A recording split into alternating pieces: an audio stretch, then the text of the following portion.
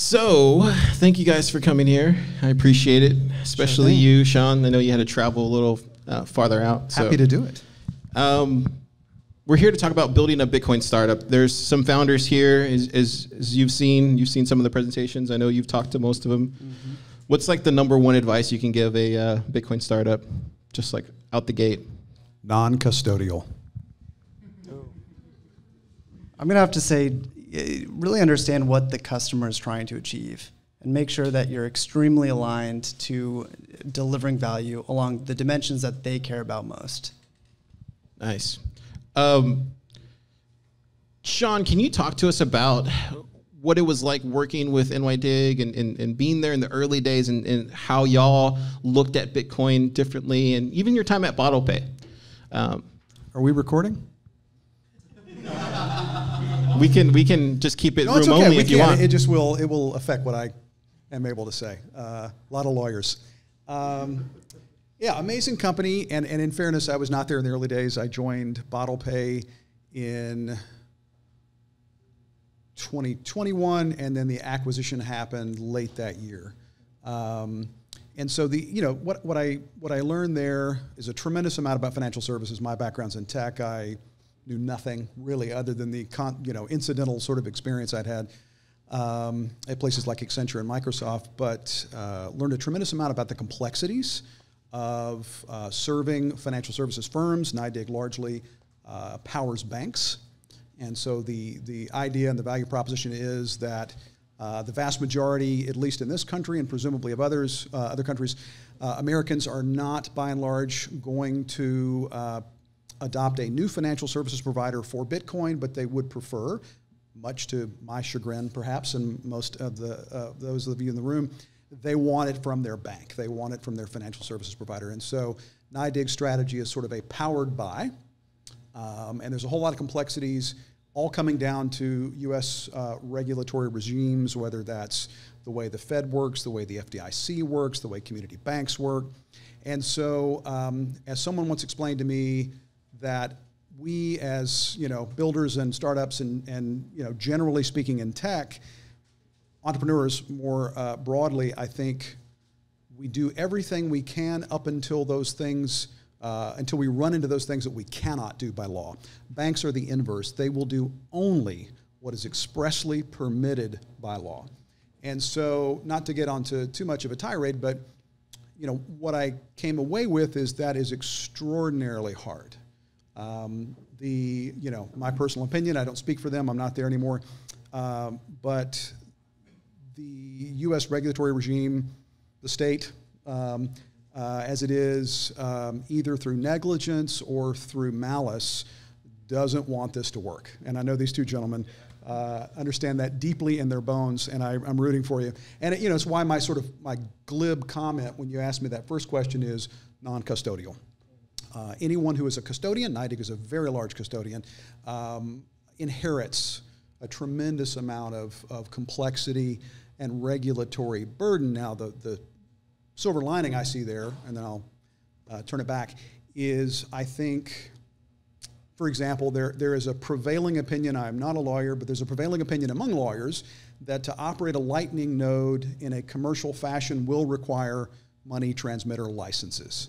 And MTLs, as you may know, is a state-by-state regulatory burden and expense, and it would, by definition, kill Lightning in this country. I am long Bitcoin, short the state, and so I believe we're going to figure this out, but I think my takeaway is to the degree that you can, not everyone can, be a technology provider, go non-custodial.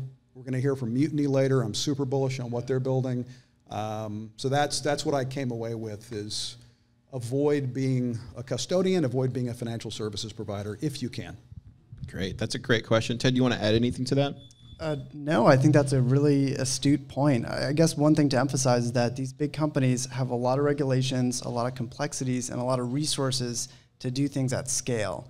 And one thing that I'm kind of hearing in your story, and I was laughing because Fidelity Crypto just came out yesterday, for those of you who are following the news. And my father's worked at Fidelity for 30 years. And I told him about the news, And about 30 minutes later, he sent me a text message saying he was on tech support with them. I laughed because that just emphasizes, you know, the user base and kind of what they're expecting.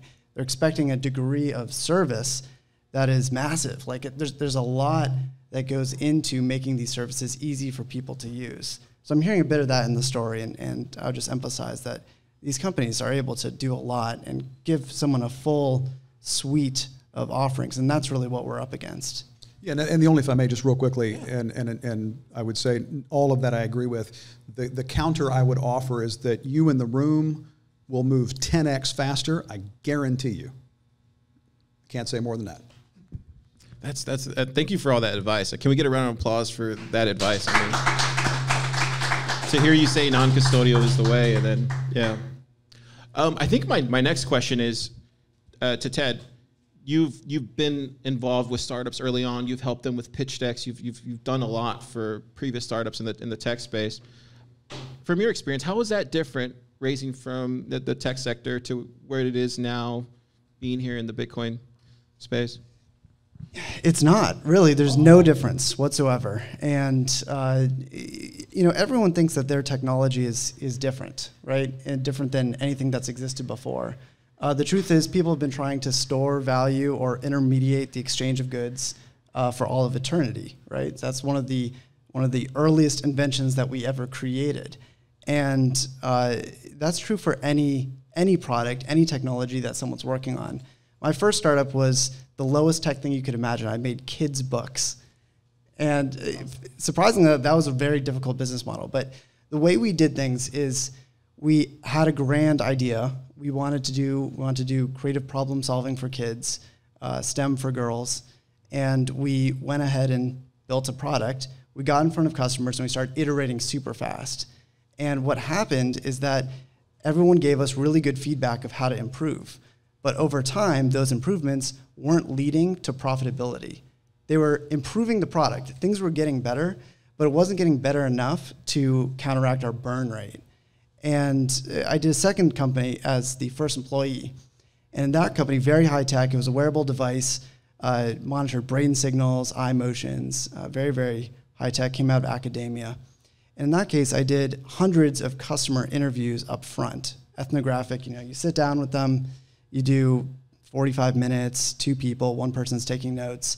And through that experience, I really saw that, okay, listening to the customer helps a lot. It helps narrow down what the value proposition is, how are you going to sell it, what are all the channels you're going to use. But sometimes it's not necessarily going to get you on the right path either, because the precision of the information you get from a general customer interview is always going to be influenced by a variety of different biases. You know, what time of day was it? What's their expression like? What mood were you in? What words did they use? What's their meaning of the words that they use? And it seems like excessive detail. Like, I'm just trying to understand what they want so I can make that for them. But the truth is, you often are in a situation where the innovator's trying to circle and come up with what the person wants, and the person is trying to figure out what they're asking from me and then give them back some useful information. And that's, I think, one of the key parts that really holds back early stage companies getting to product market fit. It's really deeply understanding what the customer is trying to accomplish. And whether you have a Bitcoin company today or whether you're building backbone technology that's servicing a back-end need that maybe no customer actually sees, it's still the same. It's still understanding in very granular detail the precision of what someone is trying to do. Yeah, Shawn, he brings up a great point. Like, how do we as Bitcoin companies start figuring out this revenue first kind of model? I mean, we live in a fiat world. It's just the way it is, right? But how do we go about looking towards revenue and making that our first thing that we look at, as opposed to marketing or some of these other parts? Boy, that is the umpteen billion-dollar question. And I think excellent point about customer discovery, customer interviews. I think there are those of us, I am not one of them, who are builders, creators, makers, who through sheer force of will, the sort of Steve Jobs quote, your customers don't know what they want, show it to them. So some can do that. I think most of us, however, I would say need to obsess about a problem, not a product, not a solution. I think it's It's really about obsessing over solving a problem and then figuring out, being a little divorced from the solution, from the thing you've made, and really focusing on what is this problem that I believe needs to be solved. And so I think in starting from that problem, you come to appreciate the value that you're generating or delivering through solving it. And so that sounds a bit abstract. I'll try to keep this brief, there's sort of this sales methodology. There's a ton of these. One of them is called RAIN, and it simply stands for rapport, aspiration, impact, new reality. And before I bore you all to sleep, rapport is people buy from people they like. You just don't want to buy from a jerk. You don't want to be a jerk if you're going to be successful as a founder, as a salesperson. And so aspiration and impact are kind of the important ones, and it means as an individual, as a person that is buying something from me, as an organization, a firm, a nonprofit, I need to understand deeply what you aspire to. What is the change that you need to make? What is the fire you need to put out? What is the problem you need to solve? And what does that aspiration mean at the company level and the individual level? And then I need to understand the impact. So for you individually, let's assume you're an executive VP at some big company, and I've got a payments rail that I'm trying to transform your business with. I need to know that for you to succeed in solving this problem means a promotion, means a bonus. I need to know that the company's going to make its numbers this quarter. Conversely, I need to know what failure means to you. You might lose your job. The company might miss its quarterly earnings. Chaos ensues. And the new reality is, how do I plot a path to solving that problem? So I tell you all that to get back to Car's excellent question, which is in understanding that process. And for those who are builders, that may sound like a misery to sort of move away from building and move into what is effectively sales. But I think what it does do is it puts you in your customer or prospective customer's head, and it begins. I have the great pleasure to advise a handful of Bitcoin companies, and was having this conversation with one yesterday before they did a big pitch. And the pricing they went in with, they came out of the call and got on Slack and said, we could have charged 10x. And I said, absolutely you could. And now right? So they did their first big pitch, and they came away with a deep understanding of the potentially $1 million to $2 million that they can save this prospective customer for something that they're going to charge about $50,000 for. And so long way of getting around to, I think it's the way you approach a market and a problem that will inform deeply your understanding of what it's worth and therefore what you can charge. That's great. Ted, you got anything to add? Yeah, this sparks a moment in that second company. So we started this company around sleep tech. There's so much sleep tech out there. I've got one, you've got one. Everyone has something that's claiming to monitor your sleep and make your life better. But I remember I was doing all of these interviews, and I was talking to all shapes and sizes of people, all ages, with sleep disorders, without sleep disorders. And I think it was interview number 60 out of 100 that I was going through. And I remember sitting down with these people, and at the end of a lot of the interviews, I would say, okay, let's say thank you for giving me all the needs, and if we were to solve all of these needs for you, how much would you be willing to pay, right? And people say, oh, well, I'll pay nothing. I'll pay $5. I'll pay $500. But I remember there was a mother and her son who came in, and after talking with them, they said, how much would you pay for that solution? And they said $10,000, which is insane. And what was it? It was because we weren't solving their sleep problem. They all had shifted circadian rhythms. So they just could not wake up early in the morning. And as a result, they couldn't hold down a normal career or really normal school environment either. And so they said, yes, this is worth a massive amount, because what are they trying to do? They're not trying to fix their sleep. They're trying to live a normal life. And understanding what the customer is trying to accomplish has enormous implications for how you architect a solution that would help them get to that point. And that's just a real quick, it's a brilliant example. And there in blinking orange lights is a customer segment. Yeah.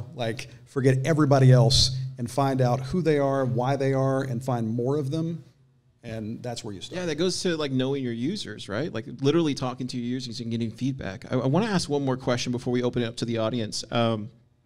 Entrepreneurship. Shawn, sounds like you've been doing it your whole life. Ted, right? I mean, what is it about an entrepreneur, a team in the early stages, pre-seed or seed?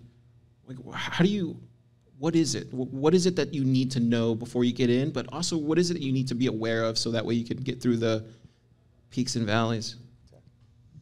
That's a tough question. You know, I think there's so much. I just remember when I was starting in my entrepreneurial journey, and I think a lot of people get called into it. Like, logically speaking, it's really not oftentimes the most logical choice to do. You could get a job, right? And you can be a normal, constructive member of society. But some of us just like can't resist that. Like they have to do something creative.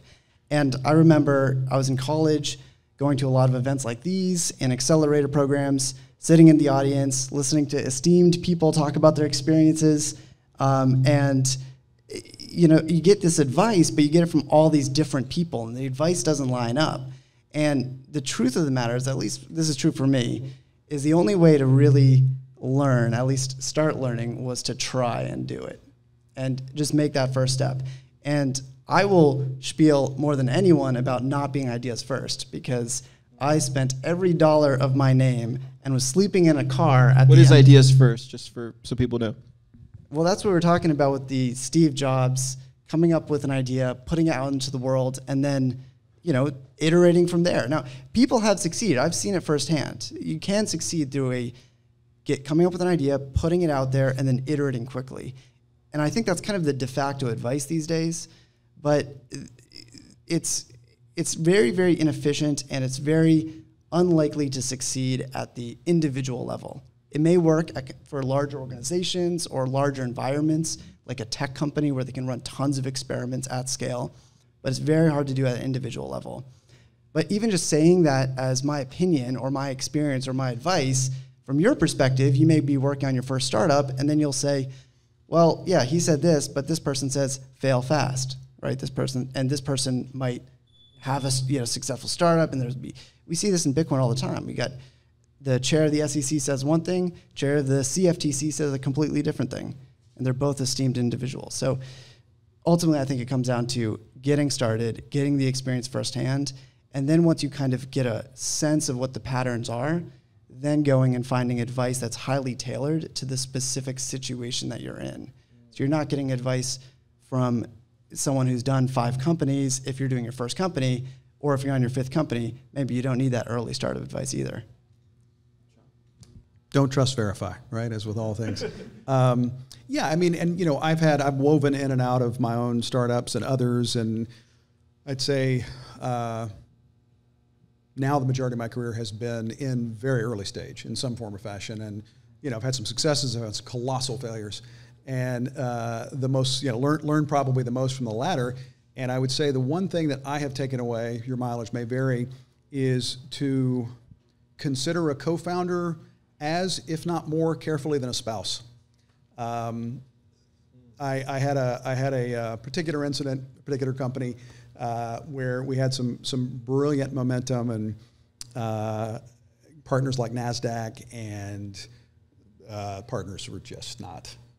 We were not working together well. And so, that kind of friction, that kind of inability to grind through together and not claw each other's eyes out is ultimately what brought us down.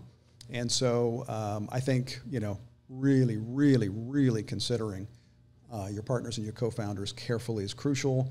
And then I would say, it's what we have been talking about, which is to try not to fall in love with a solution, but to be sure that you're solving a legitimate problem. And by legitimate, people will part with their cold hard Bitcoin or cash, as it were. Gosh, that's great advice. I want to open up to the audience because I think we have some time to. There you go, right there, Carlos.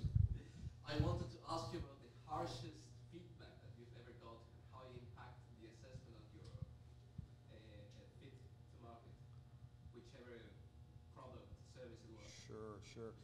So I spent a few years, and again, not to turn this into a mini biography, but I'm a drummer since I was a kid. I grew up in the music business. My father was a professional drummer, and I had the idea in 2012 to come back from Toronto to Nashville and get into this music tech sort of sector that was really burgeoning, and had a tremendous time. Also, crazy industry. I used to go to South by. I don't anymore because there's just too many scars. But some of the harshest feedback would be from record industry executives who, looked us in the eyes and said, quote unquote, "There's no fucking way we're going to let you do this." And I kind of took that as a badge of honor because it was disruptive enough to be threatening. But that's real. I mean, and it is one of those industries, and I would say the lesson I took away from there, and as I say, I've learned more from failure than I have success, is to the degree possible, do not build in an industry or a sector that requires permission.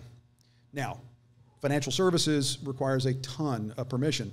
The music industry, you basically got 6 old white guys running 3 record labels and 3 publishers, and if they say no, you're done. Not unlike the U.S. Regulatory, sort of regime. And so, what are you going to do? But to the degree that you can, try to find an area in which your success is not predicated on someone else's permission. That's great advice. I can tell you a story too. I was first company, I'm selling children's books. And we were selling children's books in person in retail outlets. So I'd walk in, I'd say, look at this children's book, look how great it is. And, I've been incorporating feedback all the while. I would say maybe sale number 200 or so. So I'm well into this. And at this point, I think my book is pretty awesome. Of course, when you're a founder, you know all of the flaws of your own product. Like, you are you know more flaws than anyone knows. So you know all the flaws, but you're still getting validation from all these people. This was people gave us feedback throughout the whole way. It's not like there was no feedback, but it was 200 retail outlet in. I walk into this store and I talk to this guy, and he looks at my book, he flips through it, and he flips through it very briefly. It's probably like 2 seconds, and he says, "This is crap. This is complete garbage. You couldn't sell this at any price in this store." And which is shocking, right? But because I had been selling it at a price in other stores. But, so I said, okay, well, can you walk me through exactly what it is? He's like, okay, sure.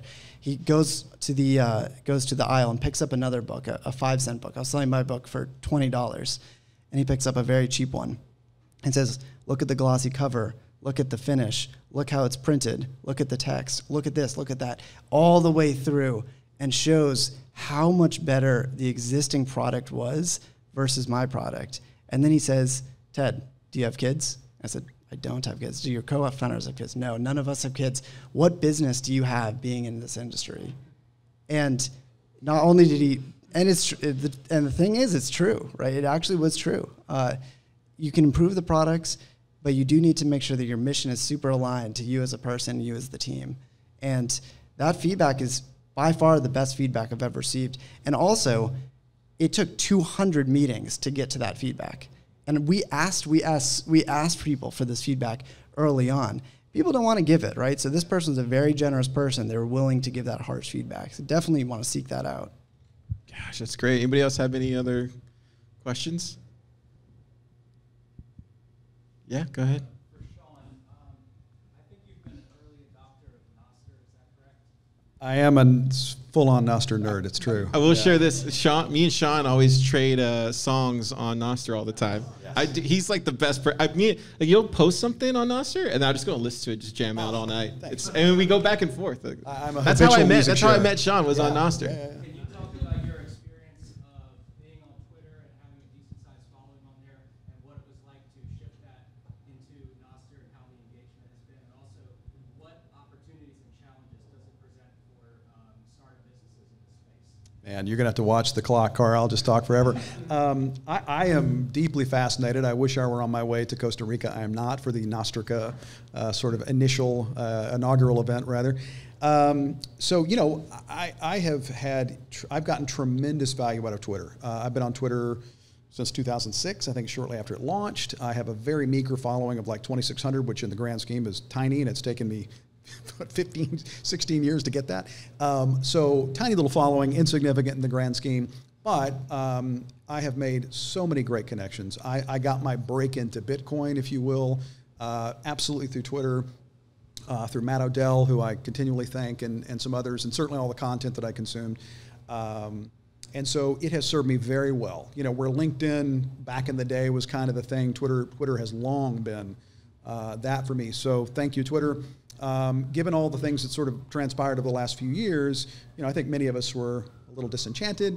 And Nostr comes along. I'm a Nostr, not a Noster kind of guy. So I will always go with that. But I think it has tremendous promise. I think it's very exciting. I think it is, you know, with incredible credit to Fiat Jaff and Will and all these guys who started building or, you know, created the protocol. Lightweight, you know, for you devs who are going to know far more than me, you know, it's WebSockets, very lightweight relays, and an incredibly light protocol where everything is an event and blah, blah, blah.